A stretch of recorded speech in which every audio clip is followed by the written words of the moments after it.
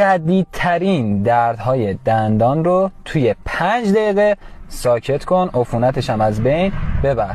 تا آخر ویدیو همراه من باش. مثل همیشه لایک یادت نره. 15 گرم میخک رو بریز داخل 2 لیوان آب جوش، 10 دقیقه دم بکشه. عصارش که خارج شد از صافی ردش کن.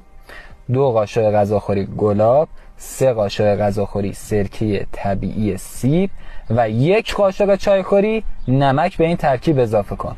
خوب هم بزن. 5 دقیقه داخل دهانت قرقره کن.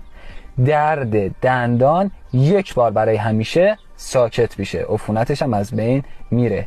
این ویدیو رو بفرست برای هر فردی که درد شدید دندون داره. حتما پیجم رو فالو کن. هر روز کلی اطلاعات رایگان برات قرار میدم. یه خدا قوت داخل کامنت ها برای من بنویس.